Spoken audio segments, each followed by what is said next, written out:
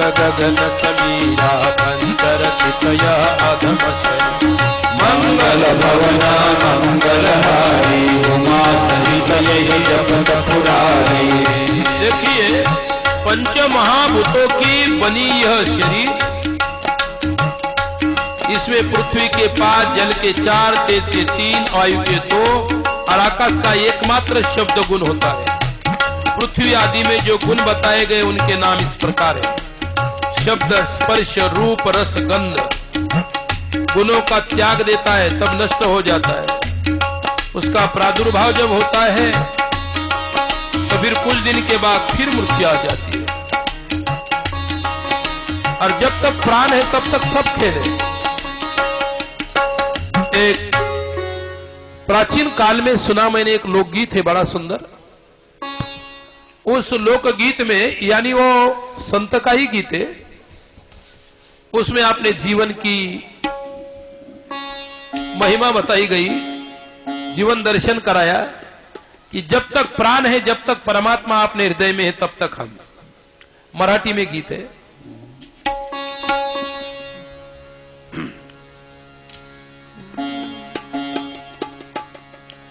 खेळ केला रे केला राघोपुरको उडून गेला। खेळ केला रे केला राघोपुरको उडून गेला। खेळ केला रे केला राघोपुरको उडून गेला। खेळ केला रे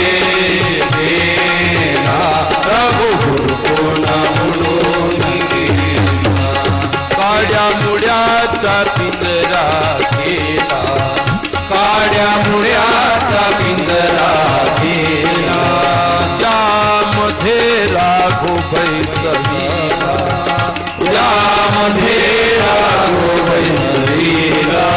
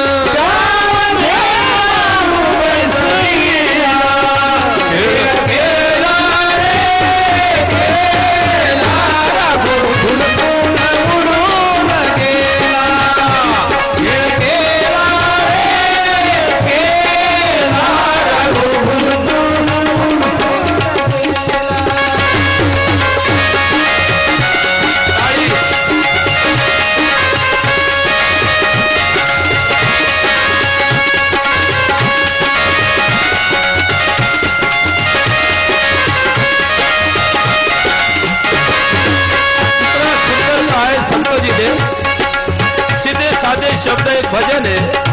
खेळ केला रे केला राघू भुरकून उडून गेला। खेळ किया किया किया। काड्या मुड्याचा पिंजरा केला म्हणजे हाड और मांस, हाडा मांसांचा पिंजरा करून त्यामध्ये प्राणरूपी राघू बसविला। आणि जोपर्यंत राघू त्या पिंजऱ्यामध्ये आहे तोपर्यंत सर्व दुनियाचा खेळ। और बाद में खेळ केला रे केला राघोपुरको उडून गेला। खेळ केला रे केला राघोपुरको उडून गेला। खेळ केला रे केला राघोपुरको उडून गेला। जब तक शरीर में प्राण है वही राघु है, वही तोता है। और एक बार उड़ जाए फिर लकड़ी का पिंजरा नीचे गिर जाता है। फिर जलाओ, मशान में जलाओ, चाहे कहीं भी जलाओ, तुम्हारी इच्छा से। ये परिस्थिति है। तो इतना दिव्य चिंतन यहाँ पर दिया है कि शरीर, शब्द, स्पर्श, रूप, रसगंध ये विषय, लेकिन इनमें से छुटकारा यदि पाना है काल से तो योगाभ्यास करें। योग्यता पुरुष को चाहिए सुखद आसन पर बैठकर विशुद्ध प्राणायाम करे, योगाभ्यास करे। प्राणायाम मृत्यु को भी पीछे डाल सकता, इतनी शक्ति प्राणायाम में होती। चांगदेव महाराज थे अपने तापी के किनारे, प्राणायाम के सिद्धि से 1400 साल जीते रहे, प्राणायाम सिद्ध किया था। इतनी ताकत प्राणायाम में होती है, लेकिन वो रोज करे, शुद्धता से करे। तब रात में जब सब लोग सो जाते हैं उस समय दीपक बुझाकर अंधकार में योग धारण करे, तर्जनी अंगुली से दोनों कानों बंद करके 2 घड़ी तक दबाए रहे। उस अवस्था में अग्नि प्रेरित शब्द सुनाई देता है, थुक थुक करके ध्वनि सुनाई देता है और धीरे धीरे उसको अनाहत नाद सुनाई देता है, अनाहत नाद उसको सुनाई देता है। और ऐसा नाद यदि सुनाई दे तर जाके अंदर की जो ओम की ध्वनि है वही तुम्हारे अंदर का अनाद लाते, वही तुम्हारा अमरत्व है। उसी अमरत्व को यदि पाना चाहते हो, योगाभ्यास करें। योगाभ्यास है और शब्द ब्रह्म को पाकर दूसरी वस्तु की अभिलाषा जो करते हैं वो मुक्के से इस प्रकार से मर जाते, भूख प्यास की कामना करते। वो शब्द ब्रह्म ही सुखद मोक्ष का कारण है, बाकी तो सब कुछ शरीर के धर्म है। ऐसा योगाभ्यास की महिमा उन्होंने अमरत्व प्राप्ति के लिए बताई। काल या मृत्यु को जीतकर अमरत्व प्राप्त कर सकते हो। 4 यौगिक साधनाएं हैं, प्राणायाम, भूमध्याग्नि का ध्यान, मुख से वायुपान और मुड़ी हुई जिह्वा द्वारा गले की घाटी का स्पर्श।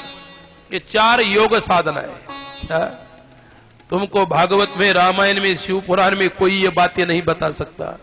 ये बातें बताने के लिए उस चीज का अभ्यास होना चाहिए, वही बता सकता है। ये कोई पोथी नहीं, ये कोई कथा नहीं है, ये तो जिस व्यक्ति ने साधना स्वयं की है वही बता सकता है। इसलिए अनुभव के साथ मैं कहता हूं तुम्हें। पार्वती ने कहा, प्रभु यदि आप प्रसन्न है तो योगी योगा का जनित वायु पद को किस प्रकार प्राप्त करता है वही सब मुझे बताइए। एक बात याद रखे, योगाभ्यास के द्वारा जब तुम प्राणायाम आदि करते हो, अपनी जो श्वासें चलती है, श्वास की गति जितनी कम किया जाए उतना आयु बढ़ता है। और जितनी श्वास की गति बढ़ती है, ब्लड प्रेशर में क्या होता है, श्वास की गति बढ़ती है, ब्लड की गति बढ़ती होने के कारण श्वास की गति बढ़ती है। तो पता नहीं कब हार्ट अटैक हो जाएगा, कब मर जाएगा, कोई पता नहीं। कि श्वास के ऊपर नियंत्रण नहीं आज लोगों का। जब तुम अपनी सांस के ऊपर नियंत्रण करोगे तो हार्ट अटैक तुम्हें नहीं हो सकता। इसलिए थोड़ा क्यों ना हो योगाभ्यास सीखना चाहिए, और करने से अपने शरीर को ही सब कुछ मिलेगा। अपना आयु बढ़ेगी, आयु बढ़ेगा तो परमार्थ करने के लिए बहुत सारा समय मिलेगा। तो पार्वती जी को भगवान शिव क्या कहते देखिए, मैंने योगियों के हित की कामना से कुछ बताया है, जिसके अनुसार योगियों ने काल का विजय प्राप्त किया है। योगी जिस प्रकार वायु का स्वरूप धारण करता है उसके विषय में यह कहा जाता है। इसलिए शक्ति के द्वारा मृत्यु दिवस को जानकर प्राणायाम में तत्पर हो जाए। कहते हैं कि अपने मृत्यु सामने ही खड़ा है, वो मृत्यु को डर कर अभी से ही प्राणायाम शुरू करे। ऐसा करने पर आधे मास में आधे हुए काल को जीत लेता है। आधे मास यानी 15 दिन आप लगातार प्राणायाम करेंगे, इतना फायदा बताया है कि 6 महीने का सहज फायदा हो सकता है। हृदय में स्थित प्राणवायु सदा अग्नि को उद्दीप्त करता है। अग्नि का सहायक बताया गया है उसको। वायु बाहर और भीतर सर्वत्र व्याप्त होने के कारण ज्ञान, विज्ञान और उत्साह, ये जो 3 बातें हैं वायु को जीत लेने पर प्राप्त होती है। साधक को चाहिए कि वह मृत्यु को जीतने की इच्छा से धारणा को और ध्यान को हमेशा करते रहे, क्योंकि योग परायण योगी को भली भांति धारणा और ध्यान से तत्पर होने के कारण वो अपने आयु के ऊपर विजय प्राप्त कर सकता है।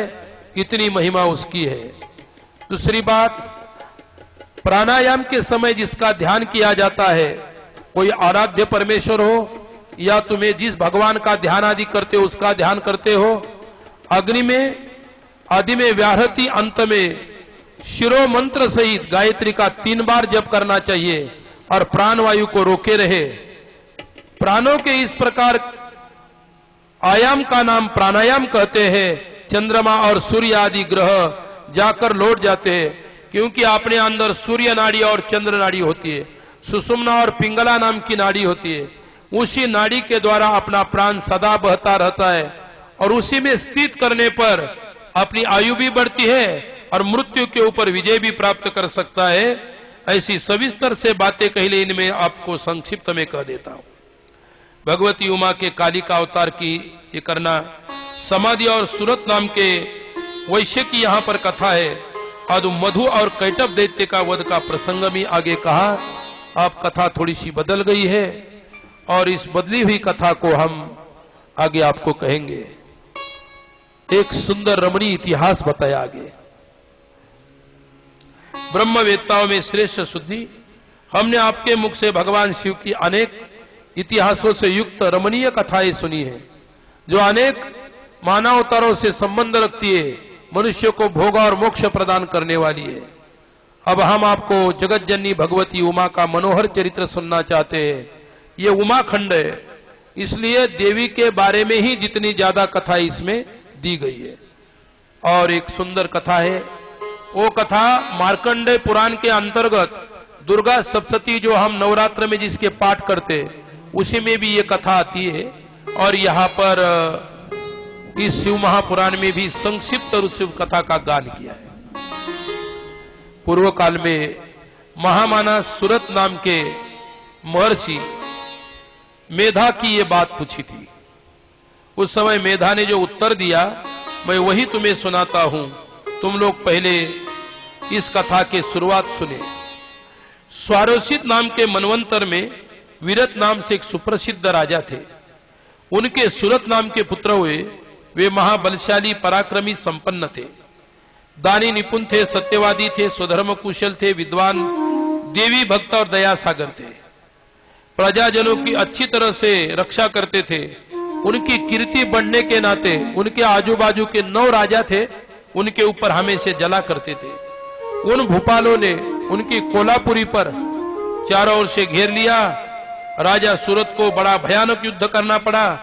उस युद्ध में राजा सूरत हार गए और हारने के कारण अपनी कोलापुरी को छोड़कर जंगल में भाग गए। राजा सूरत शिकार के बहाने घोड़े पर सवार होकर वहां से निकल पड़े और जंगल में जाने पर उनको एक दिव्य आश्रम दिखाई दिया। और उस आश्रम के अंदर जब जाने लगे, वही आश्रम सूरत नाम के मुनि का था। विप्रवर मेधा के प्रभाव से उस आश्रम का महाबली व्याघ्र, अल्प शक्ति वाले गौ, पशुओं, पीड़ा को न देखते मेधा नाम के ऋषि थे। और मेधा ऋषि के आश्रम में जिस राजा सूरत गए, तो वहां पर सभी प्राणी मात्र अपने वैर भाव को भूल के एक जगह रहते थे।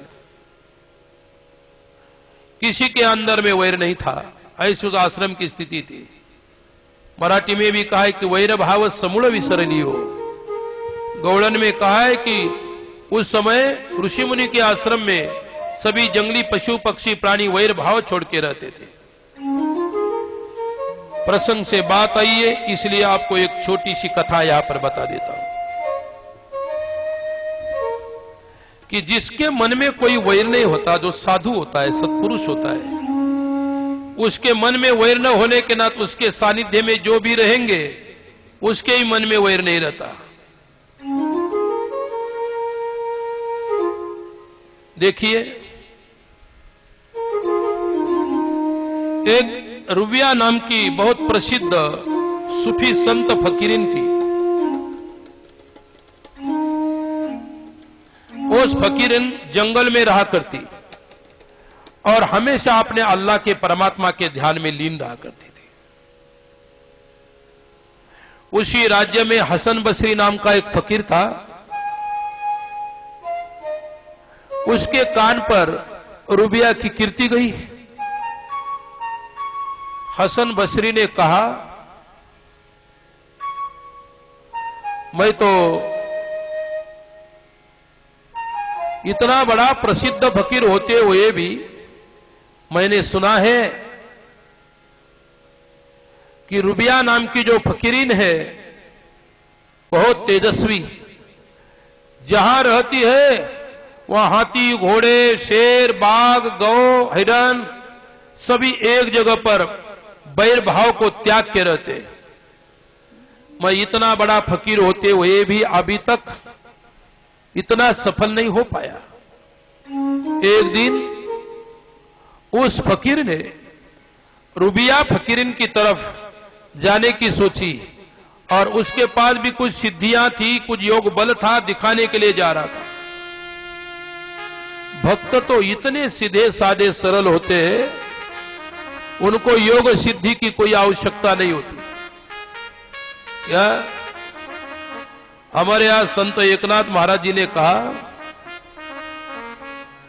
सिद्धि लावी पीसे कोन तया पूसे, ने राजहंस से पानी खाय, ने राजहंस से पानी खाय।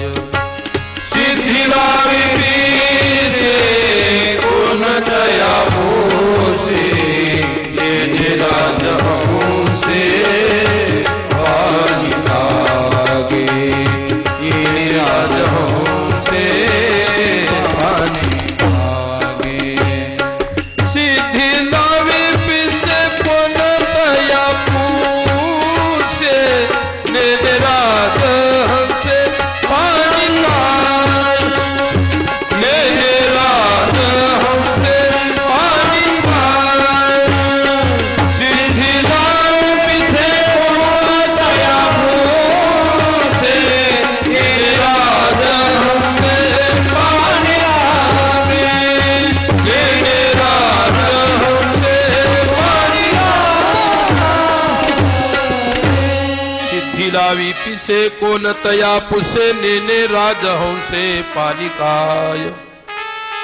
सिद्धि के पीछे जो दौड़ता है उसको वैष्णव नहीं कहते। क्या? वो तो वैष्णव अधम है।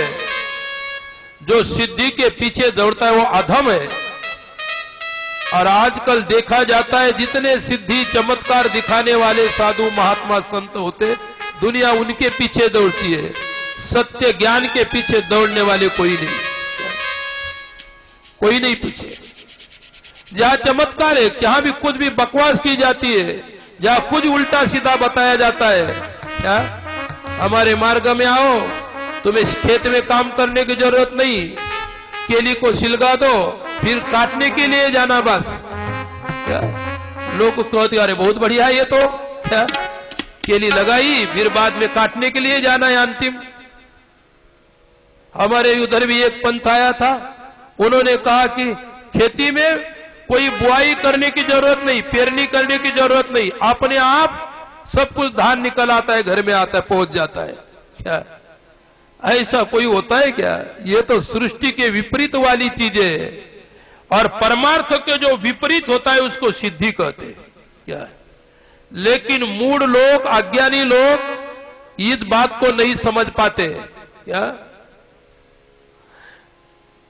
नहीं तो बोलते कि मेरे लड़की का ब्याह 10 साल से नहीं हो रहा था, हम के पंथ में घुस गई तो लगे तुरंत अपने आप जो वर था वो हमारे घर के आके हमारे घर में ही शादी लगी। वो उसका योग है, उसका प्रारब्ध है। कोई किसी की शादी नहीं बना देता और कोई किसी को कुछ लाके नहीं देता।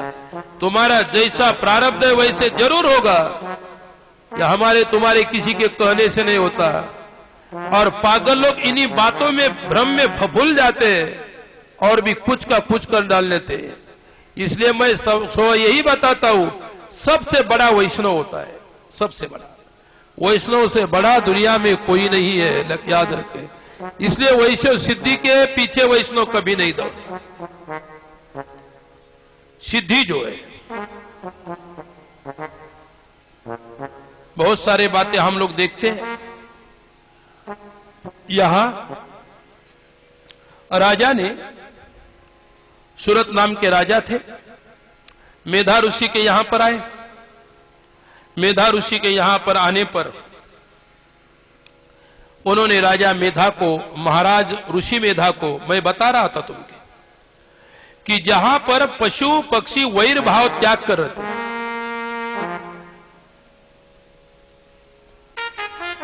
ये सब भूलना भगवत प्रेम से होता है। कितना प्रेम साकार है।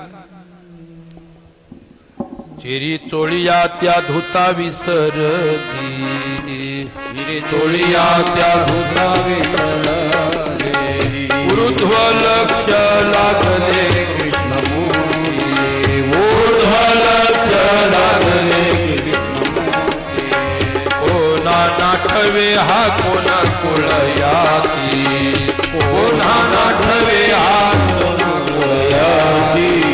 झाल्या तटस्थची सकळ नेत्र पाती हो,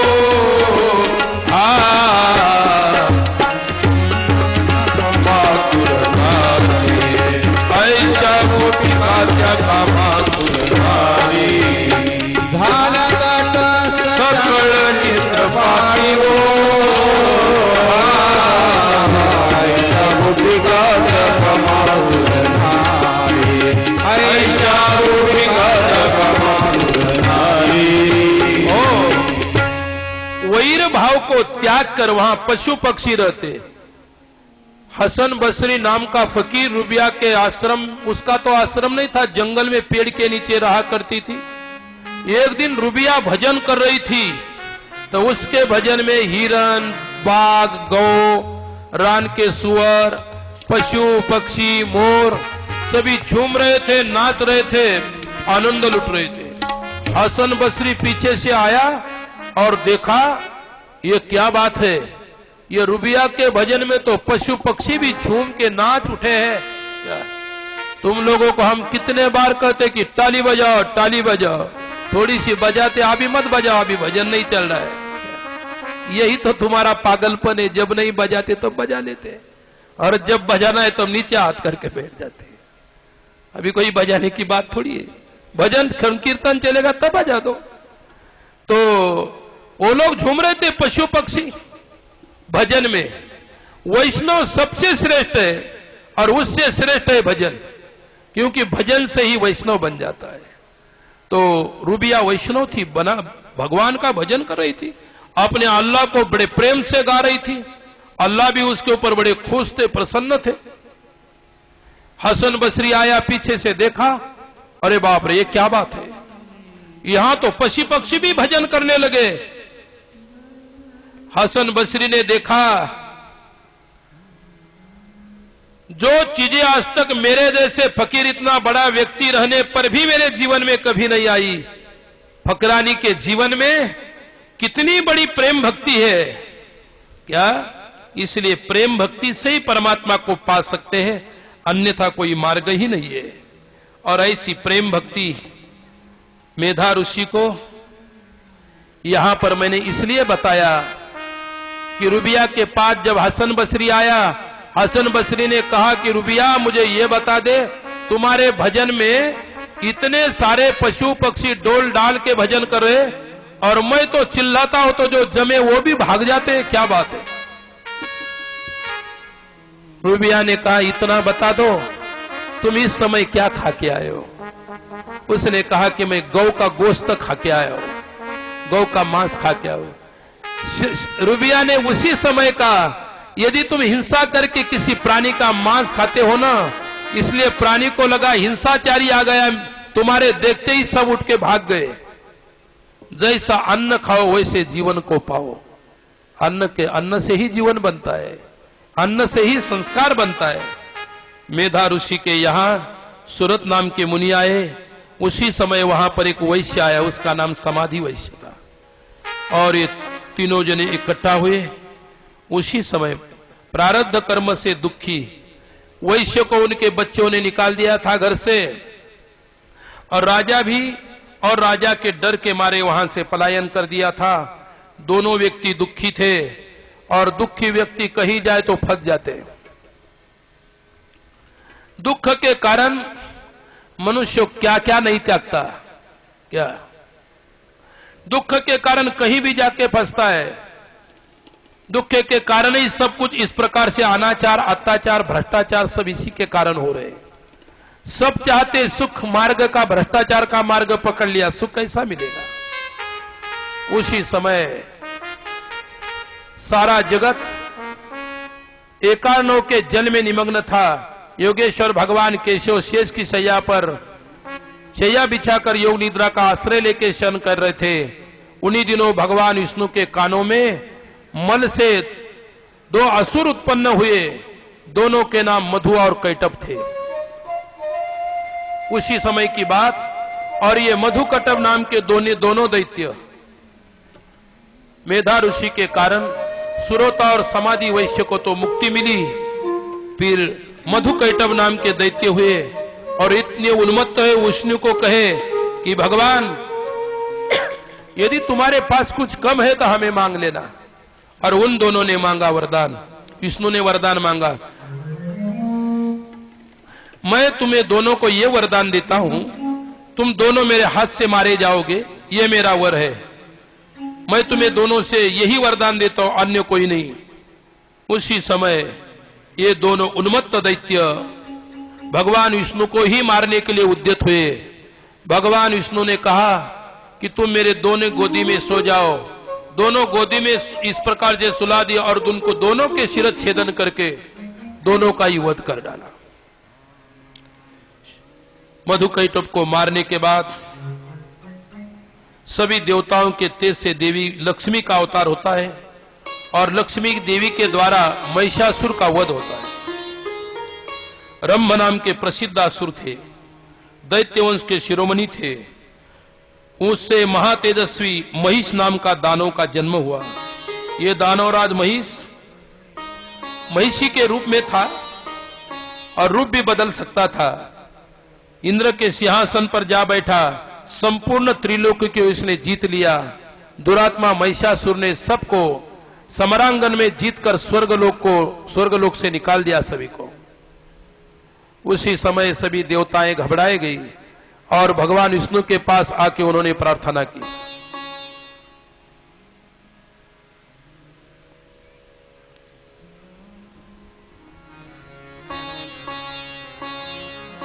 और भगवान विष्णु के पास आकर प्रार्थना किया। उसी समय सभी देवताओं को भगवान ने कहा अब ऐसे नहीं होगा। फिर सभी शिव जी के पास आए। भगवान शिव ने कहा कि सभी देवता लोग अपना अपना तेज इकट्ठा करें और सभी के तेज के द्वारा एक महादेवी का प्रादुर्भाव होगा, उसी का ही नाम लक्ष्मी रहेगा। और महिषासुर नाम का जो दैत्य अति उन्मत्त हुआ है, उसी समय देवता और महिषासुर में बहुत युद्ध हुआ। युद्ध के पास जगदम्बा वहां लक्ष्मी के रूप में प्रकट हुई और लक्ष्मी के रूप में जैसी प्रकट हुई और उसने इस प्रकार से देवी पर आसक्त हुआ, बहुत सारे अनुनय विनय करने लगा। लेकिन मां भगवती जगदम्बा ने उसको खेल खेल में ही मार दिया। ऐसे करोड़ों शस्त्रधारी महावीर चक्षुर, चामर, उदग्र, कराल, उद्धत, बास्कल, ताम्र, उपवीर्य, विडाल, अंधक, दुर्मद, दुर्मुख, त्रिनेत्र, महाहनु आदि आदि दैत्य सेना उसकी थी। सभी दैत्य सेनाओं को इस प्रकार से उसने लाया। फिर भगवान सहित सभी देवताओं के साथ इन महिषासुर ने इस प्रकार से युद्ध किया और उन्हीं के इसमें महिषासुर का अंत हुआ, महिषासुर का वध हुआ। महिषासुर अहंकार एवं अज्ञान का प्रतीक है। भगवती जगदम्बा जब प्रकट होती है तो अज्ञान रूपी महिषासुर का विनाश करती है। वही जगदम्बा ब्रह्म विद्या है। महिषासुर अज्ञान है, ब्रह्म विद्या अज्ञान को हमेशा मारती है। इसलिए हमारे मराठी संतों ने बड़ा सुंदर वर्णन किया। अनादि निर्गुणा प्रगटली भवानी, अनादि निर्गुण प्रगटली भवानी, मोह महिषासुर मर्दाना लागोनी, मोह महिषासुर मर्दाना लागोनी, त्रिविध पापाची कराया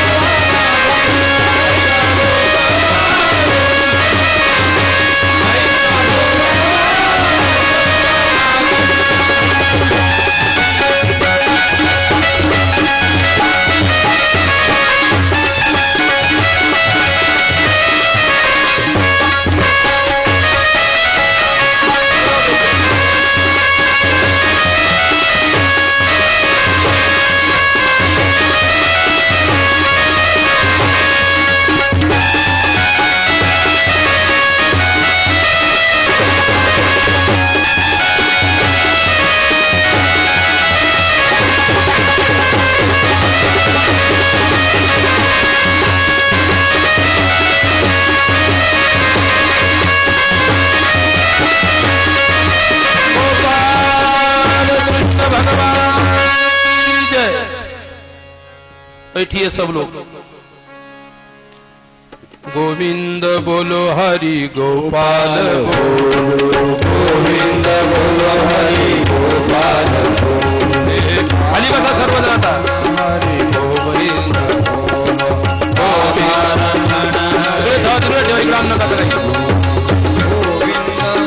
हरि गोपाल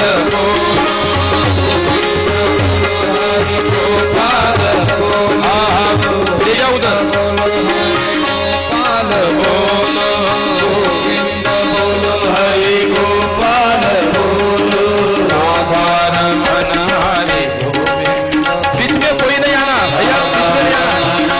ओ काका जी उधर ठहरो, उधर ठहरो, उधर इधर बना। राधा रमण हरि गोविंद, गोविंद बोलो हरि गोपाल बोलो, गोविंद बोलो हरि गोपाल बोलो, राधा रमण हरि गोविंद, राधा रमण हरि गोविंद, राधा रमण हरि गोविंद, राधा रमण हरि गोविंद, गोविंद हरि गोविंद बोलो, गोविंद हरि गोविंद बोलो, यशोदानंदन हरि गोविंद, बैठो नीचे बैठो, यशोदानंदन खाली बसा, हरि गोविंद, बसा खाली। यशोदानंदन हरि गोविंद बोलो, यशोदानंदन हरि गोविंद बोलो, गोविंद बोलो हरि गोपाल बोलो, गोविंद बोलो हरि गोपाल बोलो। कृष्ण भगवान। याद रखे, कथा जब चलती है तो बीच में किसी ने नहीं आना, याद रखो। ये वो कथा नहीं कि बीच में आ रहे जा रहे, बीच में आ रहे, ऐसी कथा नहीं है। याद रखो, कोई भी बीच में हमारी कथा चलता है, संकीर्तन चलता है, तो बीच में अंदर कोई नहीं आना। उसके बाद में फिर कहीं भी जाओ, हमको कोई लेन देन नहीं। याद रखो, बीच में आने से विक्षेप हो जाता है, किसी ने बीच में नहीं आना। गोविंद बोलो हरि गोपाल बोलो, गोविंद बोलो हरि गोपाल बोलो, हे राधा रमण हरि गोविंद बोलो, राधा रमण हरि गोविंद बोलो, गोविंद बोलो हरि गोपाल बोलो, गोविंद बोलो हरि गोपाल बोलो, हे राधा रमण हरि गोविंद बोलो, राधा रमण हरि गोविंद बोलो, हे गोविंद बोलो हरि गोपाल बोलो, गोविंद बोलो हरि गोपाल बोलो, हे राधा रमण हरि गोविंद बोलो, राधा रमण हरि गोविंद बोलो, राधा रमण हरि गोविंद बोलो, राधा रमण हरि गोविंद बोलो, गोविंद बोलो हरि गोपाल बोलो, गोविंद बोलो हरि गोपाल बोलो, देवकी नंदन हरि गोविंद बोलो, देवकी नंदन हरि गोविंद बोलो, यशोदानंदन हरि गोविंद बोलो, राधानंदन हरि गोविंद बोलो। गोपाल कृष्ण भगवान की। देवी उमा का जब प्रादुर्भाव हुआ था, अब उसी के ही शरीर से सरस्वती का आविर्भाव हुआ। उनके रूप की प्रशंसा सुनकर शंभु नाम के दैत्य थे, उन्होंने देवी के पास, उस सुंदरी देवी के पास अपना दूध भेजा। दूध के द्वारा उसको यही कहना था कि सुंदरी देवी हमारे साथ विवाह करे, हमारे साथ संबंध स्थापित करे। देवताओं ने देवी की प्रार्थना की। उस समय एक शुंभ और निशुंभ नाम के दो दैत्य, चंडमुंड ये दोनों उनके मंत्री थे। उन्होंने देवी को देखा, शुंभ निशुंभ के पास उसकी सौंदर्य की प्रशंसा की। उन दोनों ने कहा कि एक अपूर्व सुंदरी नारी हमने देखी है, जो हिमालय के रमणीय शिखर पर रहती है और सिंह पर सवारी करती है। चंडमुंड की यह बात सुनकर असुर शुंभ ने देवी के पास सुग्रीव नाम का अपना दूत भेजा। सुग्रीव हिमालय पर गया और दूत ने कहा, देवी, दैत्य शुंभासुर अपने महान बल और विक्रम के लिए तीनों लोक के विख्यात है। उनका छोटा भाई निशुंभ है। शुंभ ने मुझे तुम्हारे पास दूध बनकर भेजा है, इसलिए मैं यहां आया हूं। हे सुरेश्वरी, उसने जो संदेश दिया है उसे इस समय सुनो। मैंने समरांगन में इंद्र आदि देवताओं को जीतकर इनके समस्त रत्नों का अपहरण कर लिया है। यज्ञ में देवता आदि के सभी उपभोग छीन लिए हैं। मैं मानता हूं कि तुम स्त्रियों के रत्न हो और सब रत्नों से ऊपर स्त्री रत्न होता है, इसलिए तुम कामजनित रस के साथ मुझको अथवा मेरे भाई को अंगीकार करो। इस प्रकार से दूत ने शुंभ निशुंभ का समाचार सुग्रीव ने देवी के पास भेज दिया। देवी ने विचार किया कि आप क्या किया जाए। देवी बोली, हे वीर, तुम्हें दैत्यराज से भेजा है, यदि मुझे मार ही डालोगे तो क्या करूंगी, परंतु युद्ध के बिना मेरा वहां जाना असंभव है। उन दोनों को यदि मैं अच्छी लगती हूं, उन दोनों को मेरी चाह है, तो उन दोनों को कहो कि मेरे साथ युद्ध करें। फिर शुंभ निशुंभ जगदम्बा के साथ युद्ध करने के लिए उद्यत हुए। शुंभ निशुंभ का युद्ध हुआ। भगवती जगदम्बा ने दोनों ही असुरों को मार गिराया और न जाने कितने असुरों का उसी समय वध किया। देवताओं को गर्व दूर करने के लिए तेजपुंज रूपिणी उमा का फिर प्रादुर्भाव हुआ। एक बार देवताओं को गर्व हुआ हम सबसे शक्तिशाली है, और सूर्यवीरता पर उनको गर्व हुआ, उनको असुरों को ही पराजित किया था। उसी समय इंद्र ने देवताओं को आज्ञा दी, तुम लोग इसी समय यथार्थ रूप से परीक्षा करने के लिए यह कौन है, कौन सी देवता है।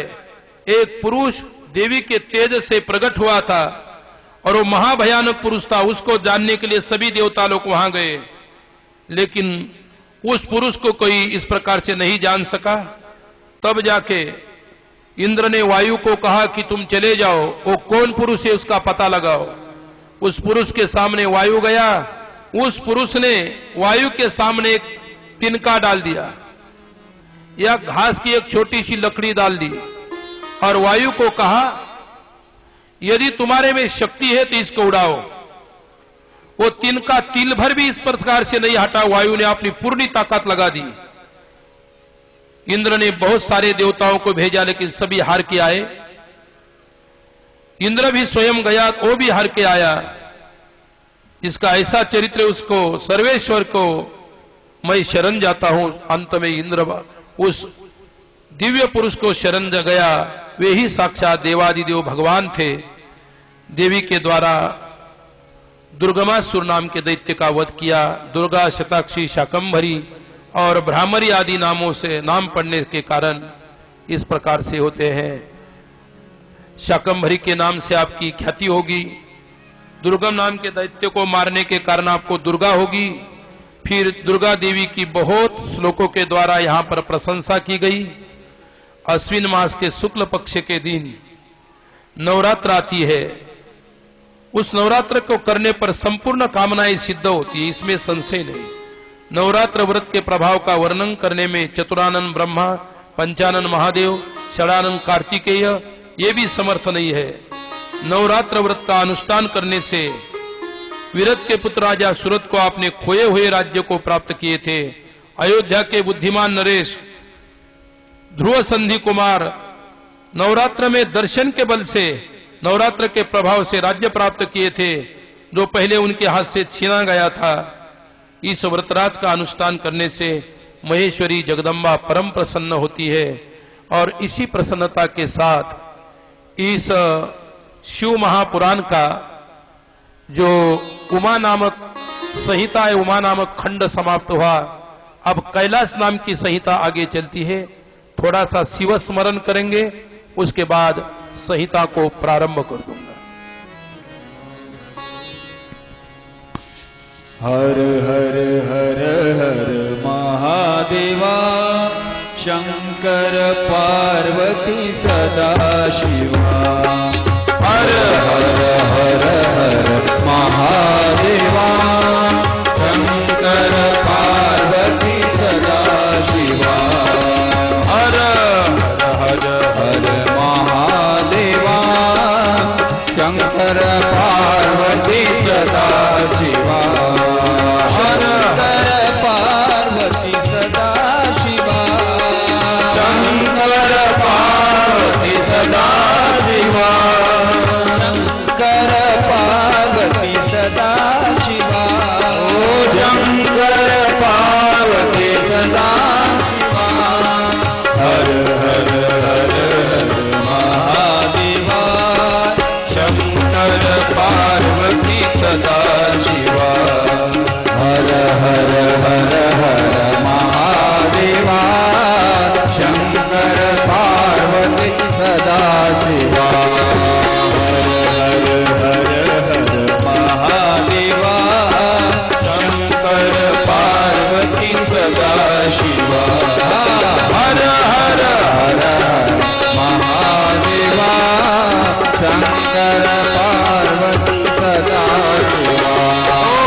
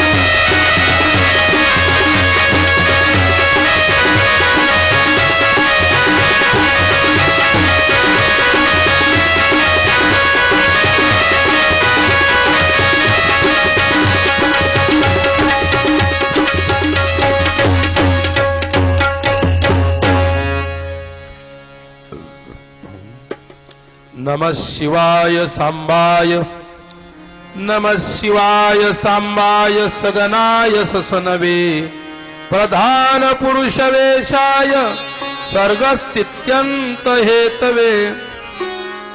कैलाश नाम की यह संहिता है जो प्रधान और पुरुष के नियंता, सृष्टि पालन और संहार करने वाले पार्वती सहित शिव के पार्षदों और पुत्रों के साथ हम प्रणाम करते हैं।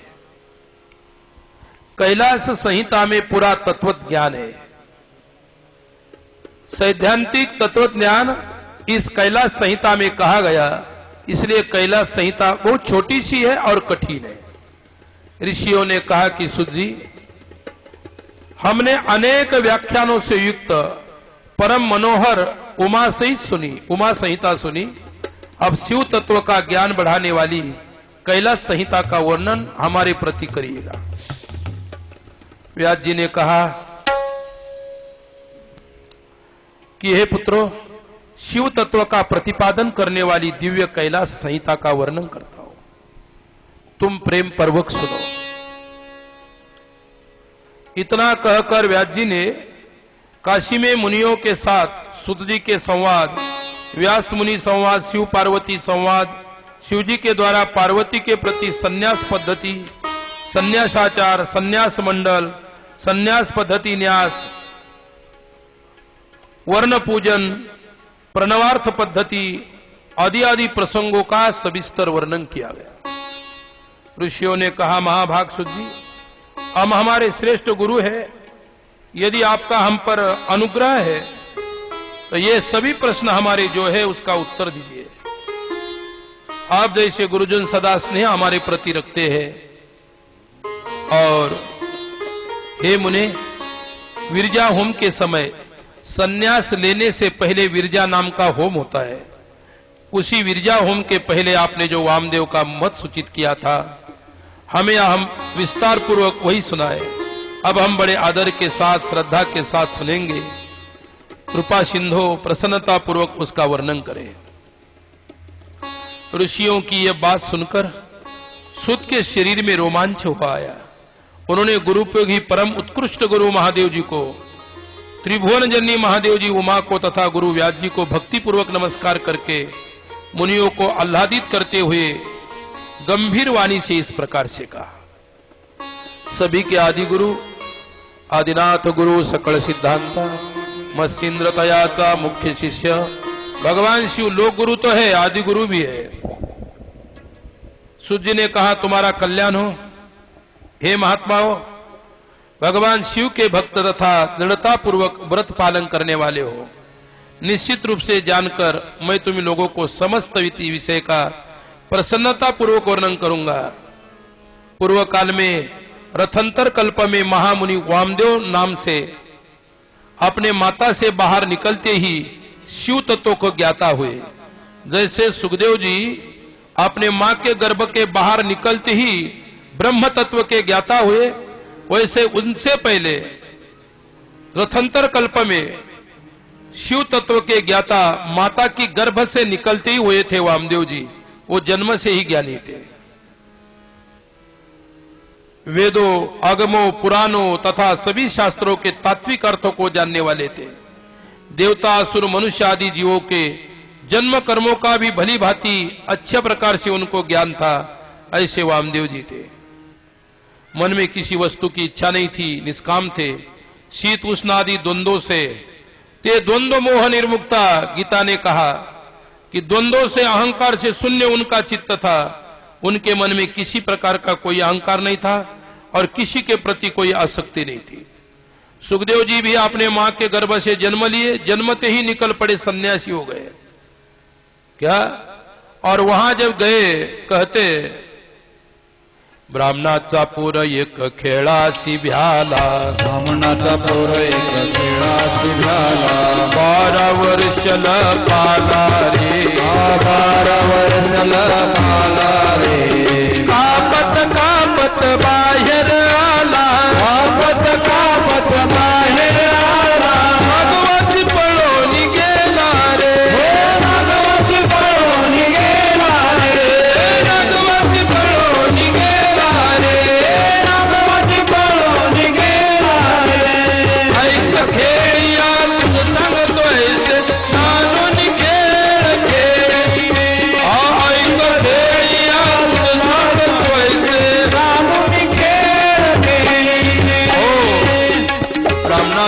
पोर एक केळासी भ्याला 12 वर्ष लपाला रे कापत कापत बाहेर आला नागवाची पळोनी गेला रे नागवात पळाला नागवाचा अर्थ है कि उपाधि वृत्ति रहित उपाधि शून्य जीवन किसी प्रकार से कोई आसक्ति नहीं उसको कहते कि नागवाची पळोनी गेला सर्व उपाधीचे वस्त्र त्याने घरीच फेकले वस्त्र सुद्धा अंगावरती परिधान नाही केले इतकं उपाधि निर्मुक्त जीवन काय उपाधी वेगळे तुम्ही निर्विकार काहीच संसार तुम्हा नहीं तुकोबाराय म्हणतात ऐसे उपाधि निर्मुक्त जीवन जगने वाले सुखदेव जी निकले आगे जा रहे थे पिताजी पीछे यम प्रव्रजन्तम अनुपेतम अपेत कृत्यम द्वैपायनो विरह कातराजुहाव पुत्रेति तन्मयतया तरवोभिनेदु तम सर्वभूत हृदयम मुनिमानतोस्मि पुत्र पुत्र पुत्र करते पीछे लग गए आगे जाके एक नदी थी नदी में स्त्रियां वस्त्र धो रही थी 12 वर्ष मां के गर्भ में रहा 12 वर्ष का नंगा बालक स्त्रियों के बीच से जाने लगा वो वस्त्र धो रही थी नदी में उन्होंने किसी प्रकार से अपने कपड़े वस्त्र जो नहीं संवारे लेकिन उसके पीछे 90 साल का बुढ़ा व्यास आया नदी के किनारे सभीयों ने अपने वस्त्र इस प्रकार से संभाल लिए व्यास ने पूछा ओ स्त्रियों जब नंगा तरुण तुम्हारे बीच से गया तो तुमने वस्त्र संभाले नहीं वैसे को वैसे पड़ने दिए और तुम्हारे पिता के जैसा पितामह के जैसे मैं बूढ़ा यहां पर आ गया तो वस्त्र संभालने लगी स्त्रियों ने कहा तुम्हारे और उनमें थोड़ा सा अंतर है महाराज उसके जीवन में कोई भेद नहीं रहा तुम्हारे जीवन में भेद है व्यास जी ब्रह्मज्ञानी थे उन्होंने कहा कि कैसा भेद बता रही हो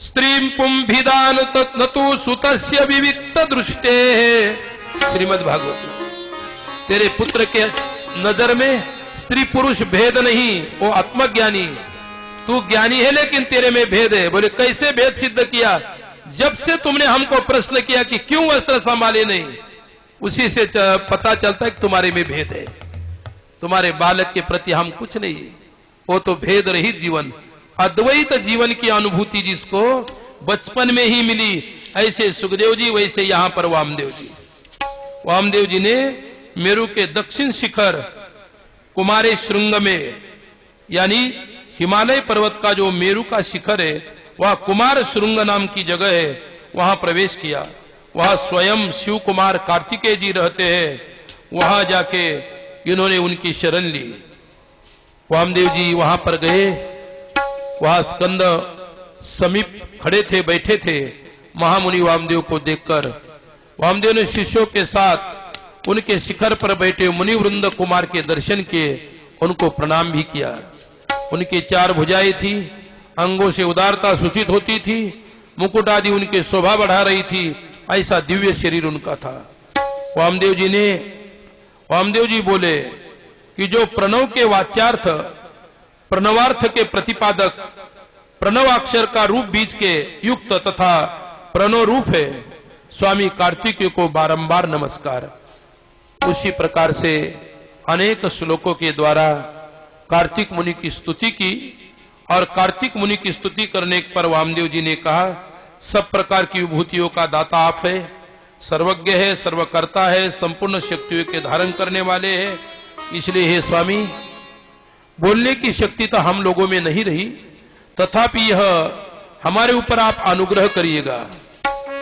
और दूसरी बात प्रणव सबसे उत्तम मंत्र है वह साक्षात परमेश्वर का वाचक है इसलिए शास्त्रों में कहा कि प्रणवत तस्य वाचकः ओमितीदम सर्वम ओंकार ही प्रत्यक्ष दिखने वाला समस्त जगत है सनातन श्रुति का कथन है ओमिति ब्रह्म ये ओम ब्रह्म है सर्वम हेतद ब्रह्म ये सभी ब्रह्म चीज है इसलिए ऐसे प्रणव रूपी ब्रह्म का हमें स्वरूप बताए प्रणव के वाच्यार्थ रूप सदाशिव के स्वरूप का ध्यान वर्णाश्रम धर्म का पालन महत्व ज्ञानमयी पूजा, संन्यास के पूर्वांगभूत नांदी श्राद्ध एवं ब्रह्म यज्ञ आदि का वर्णन बीच में किया। और उसके बाद इस कैलाश नाम की जो संहिता है, संन्यास ग्रहण की शास्त्रीय विधि है। संन्यास कैसे ग्रहण किया जाता है? पहले गणपति पूजन, बाद में होम, उसके बाद तत्व शुद्धि, उसके बाद सावित्री प्रवेश, सर्व संन्यास, दंड धारण आदि का प्रकार इस अध्याय में किया। और उसके बाद प्रणव के अर्थ का विवेचन किया है। वामदेव जी ने पूछा था कि भगवान, प्रणव यानी ओंकार, प्रणव यानी ओम, अ, उ और म, ऐसी 3 मात्रा जिसमें होती है उसको प्रणव कहते हैं। संपूर्ण विज्ञान में अमृत के सागर, समस्त देवताओं के स्वामी महेश्वर के पुत्र, प्रणत आरती के भंजन कार्तिकेय जी, आपने कहा कि प्रणव के 6 प्रकार के अर्थों का परिज्ञान अभिष्ट वस्तु को देने वाला होता है। प्रणव के 6 अर्थ होते हैं। ये 6 प्रकार के अर्थों का ज्ञान क्या है प्रभु? वे 6 प्रकार के अर्थ कौन कौन से, उनका परिज्ञान कैसा होता है, प्रतिपाद्य वस्तु क्या है, अर्थों का परिज्ञान होने पर कौन सा फल मिलता है? पार्वती नंदन, मैंने जो भी बातें पूछी उन सब का सम्यक रूप से वर्णन करिए। इस संहिता में यह तत्व ज्ञान है। सुब्रह्मण्य स्कंद बोले, आदर पूर्वक सुनो। समष्टि और व्यष्टि भाव से महेश्वर के परिज्ञान प्रणवार्थ का परिज्ञान है। समष्टि रूप से महेश्वर क्या है, व्यष्टि रूप से क्या है, मैं इस विषय को सविस्तर के साथ बताता हूं। मेरे इस प्रणव से 6 प्रकार के अर्थों की एकमात्र बोध होता है। देखो, ओम के 6 अर्थ है, यानी प्रणव के 6 अर्थ है।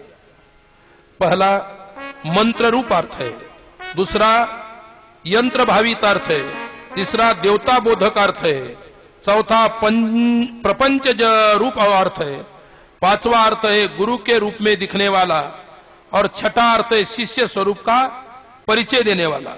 इस प्रकार से प्रणव के 6 अर्थ है, और इन 6 अर्थों को जो जानता है वही श्रेष्ठ है। प्रणव में वेदों के 5 अक्षर आते हैं। अ से लेके दूसरा 5वां स्वर उ, अ उ म, तीसरा पंचम वर्ग है, प वर्ग का अंतिम अक्षर है म, उसके बाद चौथा अक्षर बिंदु और 5वां अक्षर नाद है। ऐसे ओंकार में 5 अर्थ है। इसके सिवा दूसरे वर्ण नहीं है, केवल ओंकार ही आदि वर्ण है। समष्टि रूप वेदादि प्रणव इसको कहते। नाद सब अक्षरों की समष्टि रूप है, इसलिए कहा कि शिवलिंग रूप में यह सभी स्थित है। प्रणव के 6 अर्थ का दिग्दर्शन किया। शैव दर्शन के मतानुसार शिव तत्व या संपूर्ण जगत प्रपंच जीवत्व के विषय में विशद विवेचन किया है। शिव से जीव और जगत की अभिन्नता का प्रतिपादन किया है। देखिए, तदनंतर ते ब्रह्मलोकेषु परांत काले परामृता परिमुच्यन्ति सर्वे, उत्तम श्रेष्ठ पद्धति का वर्णन करके सृष्टि स्थिति संहार करने वाले शक्तिमान शिव की लीला वामदेव जी के पूछने पर कर्मास्ति तत्व से लेकर विस्तृत शास्त्रवाद के साथ कर्म सत्ता के प्रतिपादक कर्म फलवाद के आरंभ करके शास्त्रों में जो विविध प्रकार का विषय विषेद किए हैं, सभी विषयों को सविस्तर रूप से शिव तत्व के रूप में यहां पर बता दिया है। उसी प्रकार शिव शास्त्र के विपरीत बात करने वाले यहां 5 अवयव से युक्त अनुमान का प्रयोग भी यहां पर अवकाश है। अनुमान के 5 अंग है, प्रतिज्ञा, हेतु, उदाहरण, उपनय और निरामय। यह सब न्याय शास्त्र की बातें हैं। इसलिए शिव पुराण में सभी तत्व ज्ञान का परिचय देते हुए न्याय शास्त्र के इस 5 अंग का ही यहां पर वर्णन किया है। दूसरी गोष्ट, उसमें जो सूक्ष्म महामंत्र है उसका उद्धार मैं तुम्हें बता रहा हूं। हंस पद में 3 अक्षर है, हंस नाम का पद है। ह अ म, हंस में ह है, अ है, और स है, और तीनों में जो अ है वह 15वें अनुस्वार और 16वें विसर्ग के साथ है। इस प्रकार से जो अ है वो विसर्ग रहित है। वो यदि सकार के साथ उठकर ह के आदि में चला जाता है तो अक्षर बनता है हंस। स आगे रहेगा, स के सामने विसर्ग रहेंगे, विसर्ग स के पहले बिंदी रहेगी, उसके पीछे ह रहेगा, ऐसे। और हंस को विपरीत करने पर सोहम शब्द बनता है। यह सोहम की उपासना है। सोहम इस प्रकार से मंत्र है। शिष्य को हम महामंत्र का सोहम का उपदेश करते हैं, इसलिए सोहम सबसे बड़े परमेश्वर के पास जाने का मंत्र है। और श्रुति के प्रज्ञानम ब्रह्म वाक्य में प्रज्ञानम पद इस अर्थ को दिखाता है। प्रज्ञान शब्द का अर्थ है चैतन्य, चैतन्य का पर्यायवाची है, इसमें संशय नहीं। शिव सूत्रों में यह कहा गया है कि चैतन्यम आत्मा, आत्मा ही चैतन्य है। चैतन्य शब्द से सूचित होता है कि विश्व का संपूर्ण ज्ञान स्वतंत्र पूर्वक जगत के निर्माण के लिए स्वभावता विद्यमान है। ज्ञानम बंध ये दूसरा शिव सूत्र है, जिसमें पशु वर्ग का लक्षण बतलाया गया है। जो बंध में अड़के उनको जीव कहते हैं।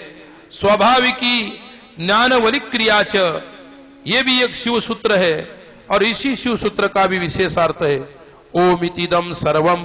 तैत्रीय उपनिषद में यह प्रत्यक्ष दिखाई देने वाला समस्त जगत ओंकार है। तस्मात् वा ये तस्मात् आकाशः संभूतः, त्याज ओंकार स्वरूप ब्रह्म से सभी सृष्टि की क्रमशः इस प्रकार से उत्पत्ति हुई, और इन्हीं उत्पत्ति के साथ ओंकार वाचक ये परब्रह्म जो परमात्मा है उसी के बारे में शिव की 5 शक्तियां बताई। सर्व कर्तृत्व रूपा, सर्व तत्व रूपा, पूर्णत्व रूपा, नित्यत्व रूपा व पूर्णत्व रूपा, इस प्रकार से। और नित्यत्व रूपा, व्यापकत्व रूपा, ये 5 प्रकार की शिव की शक्तियां है। जीव के 5 कलाएं है, कला, विद्या, राग, काल और नियति, ये जीव के 5 अंश है। और इसी का ही विवेचन किया। महावाक्य के अर्थ पर विचार और सन्यासियों की योग पट का प्रकार। यह समझ में आपके जरूर नहीं आएगा, लेकिन कान में सुनना चाहिए, कानों से।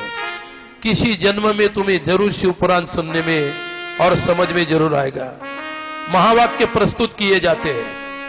प्रज्ञानम ब्रह्म ऐत्रेय उपनिषद का महावाक्य, अहम ब्रह्मास्मि बृहदारण्यक उपनिषद, तत्वमसि छांदोग्य उपनिषद, अयमात्मा ब्रह्म ये वेद के महावाक्य मांडुक्य उपनिषद में आता है।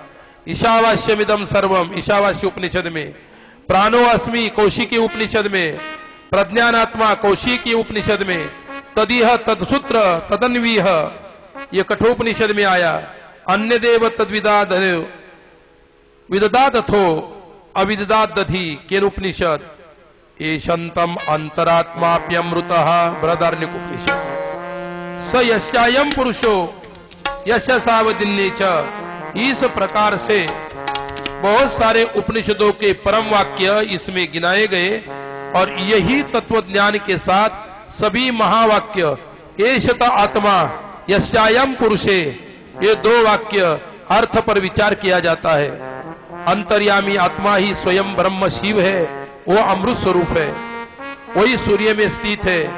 इसी प्रकार से ऐसा कह स्कंद ने वामदेव जी को, स्कंद ही ज्ञानी है और वामदेव जी भी ज्ञानी है, और दोनों ही लोग ज्ञानी होने के कारण उनकी जो ज्ञान चर्चा है बड़ी विस्तार के रूप है, लेकिन उनका सारांश मैंने आपको बता दिया। यति के लिए एकादशः कृत्य का वर्णन इस अध्याय में आता है। यति के 12 कृत्य का वर्णन स्कंदा और वामदेव का कैलाश पर्वत पर जाना तथा सूर्य के द्वारा संहिता का सहजता से उपसंहार है। लेकिन थोड़ा सा चिंतन हम करेंगे थोड़ा सा संकीर्तन करने के बाद। शंकर मेरे कब होंगे दर्शन तेरे, शंकर मेरे कब होंगे दर्शन तेरे, शंकर मेरे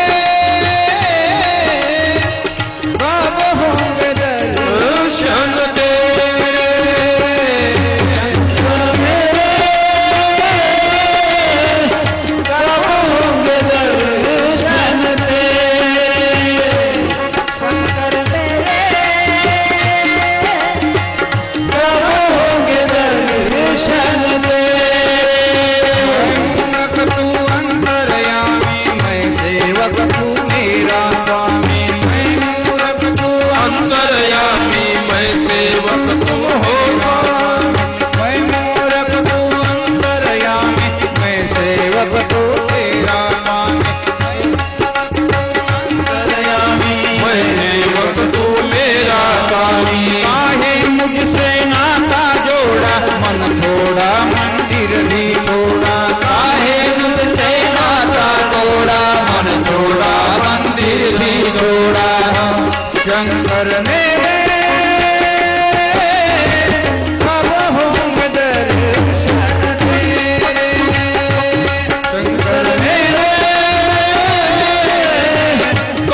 होंगे दर्शन तेरे शंकर मेरे कब होंगे दर्शन तेरे शंकर मेरे कब होंगे दर्शन तेरे।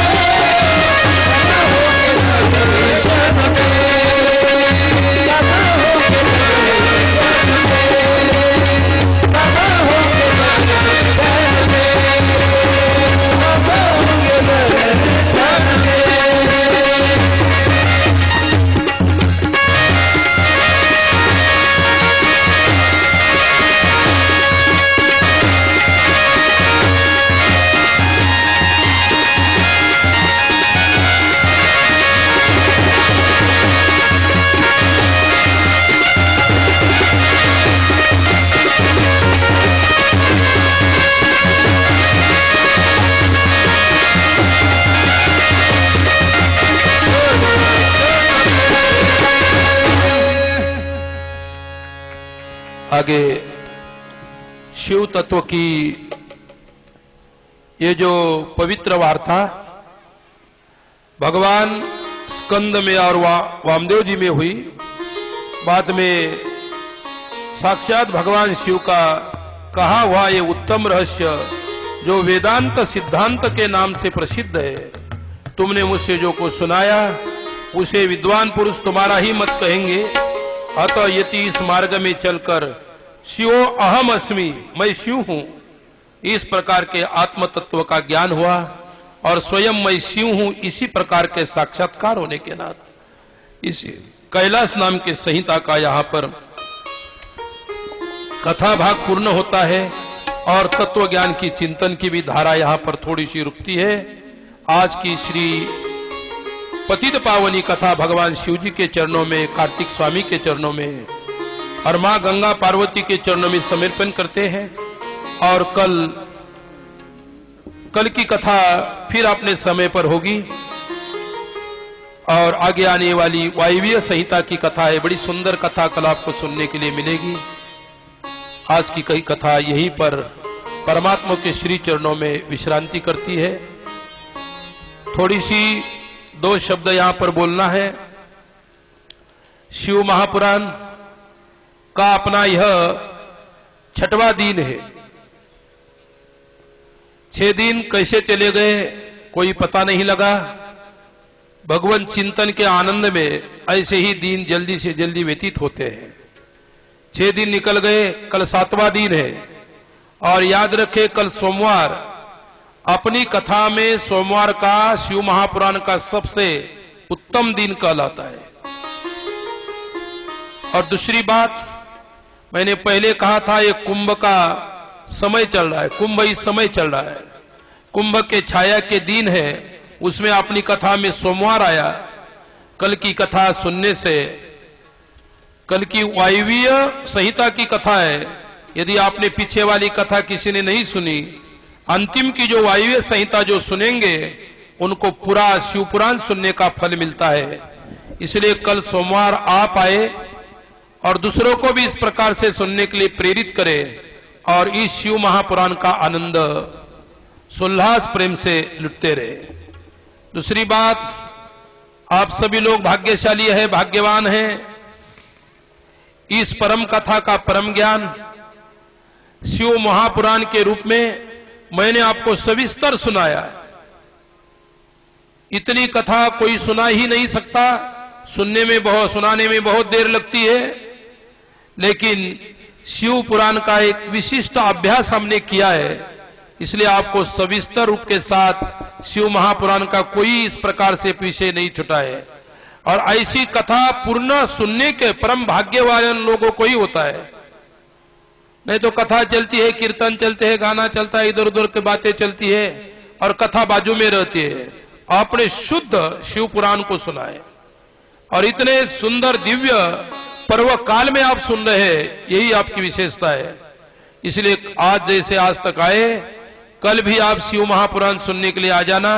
कल सोमवार का दिन है और कल ही अपनी जो अंतिम कथा समझ लिए। परसों तो हम थोड़ी सी कथा करेंगे, क्योंकि परसों तो हमें दूसरी कथा के लिए यहां से प्रस्थान करना है। इसलिए कल आप जरूर आइए। एक सूचना है आश्रम की तरफ से, आश्रम के विद्यार्थियों ने यहां पर स्टॉल लगा रखा है। उसमें 2013 का कैलेंडर है, कुंभ साल का कैलेंडर है। जिस ही भाविक भक्तों को उस कैलेंडर को अपने घर रखना चाहते, उसमें तिथि है, एकादशी, अमावस्या, पूर्णिमा, गणेश चतुर्थी, कौन से महीने में कौन से उत्सव आते हैं वो भी अलग से दिए हैं। फोटो है, फोटो के नीचे सुविचार है।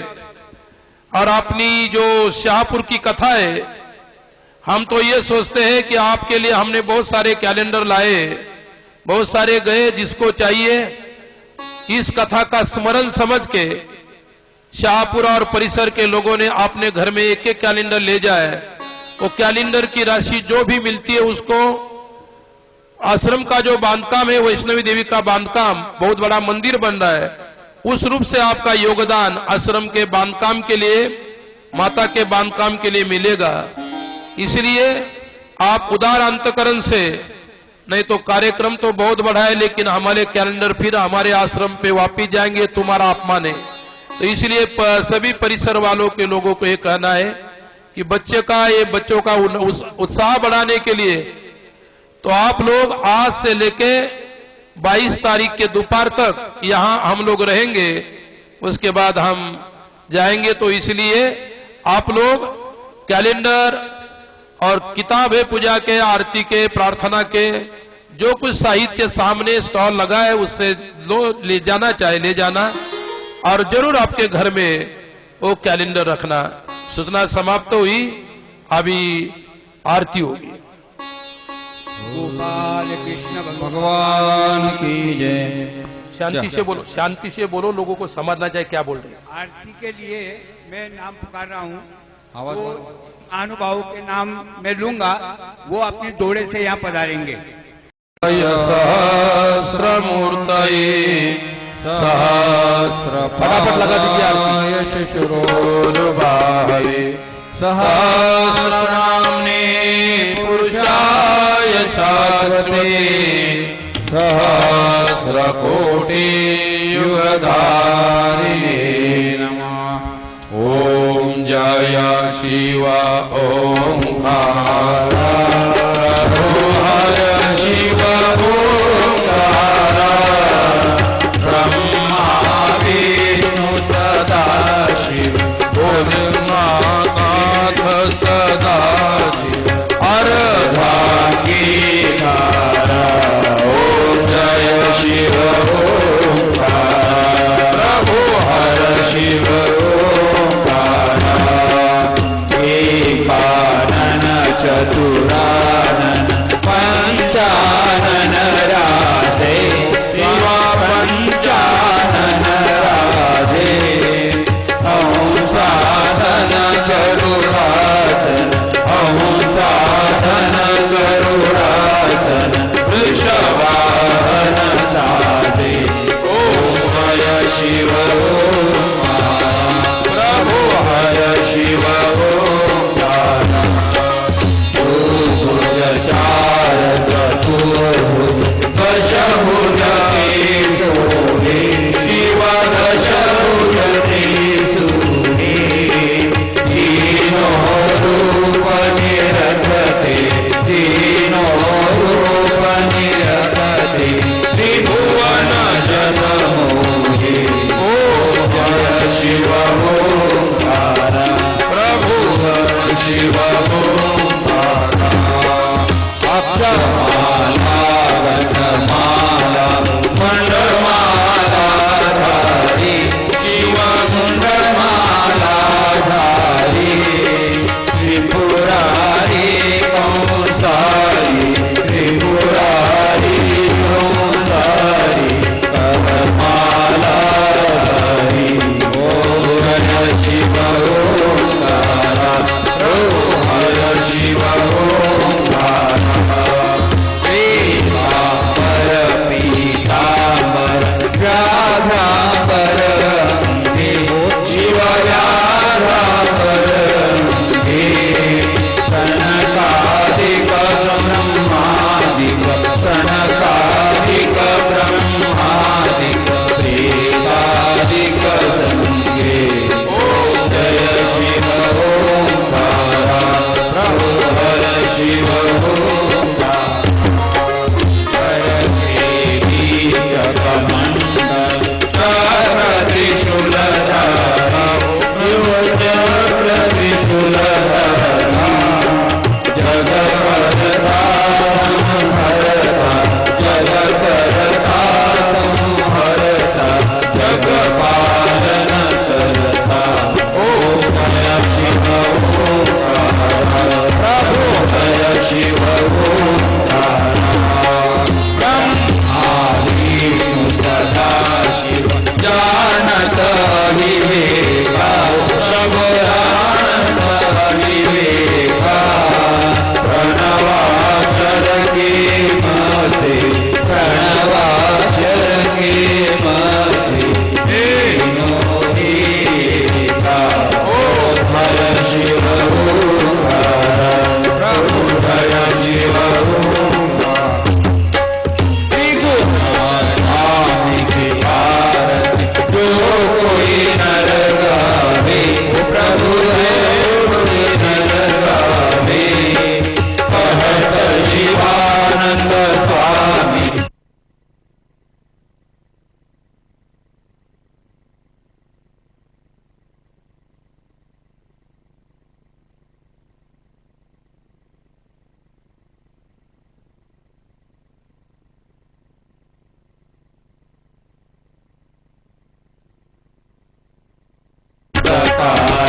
स्वामी दीन हितकारी।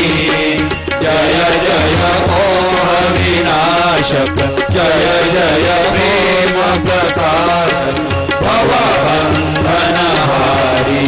ओम जय शिव गुरुदेव। ओम जय जय जय गुरुदेव। ब्रह्मा विष्णु सदा शिव गुरु मोरति धारी। स्वामी गुरु मोरति धारी। वेद पुराण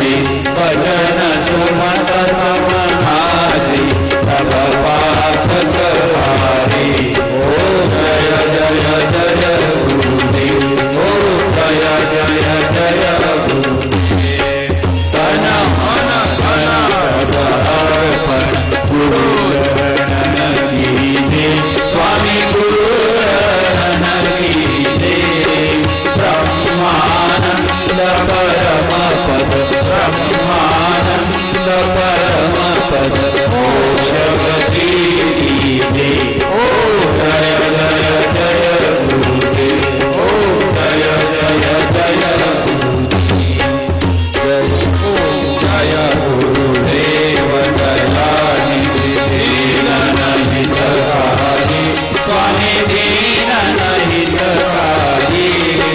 जय जय मोह विनाशक जय जय देव प्रकाश भवबंधनहारी ओ जय जय जय गुरुदेव ओ जय जय जय गुरुदेव कर्पूर गौरं करुणावतारं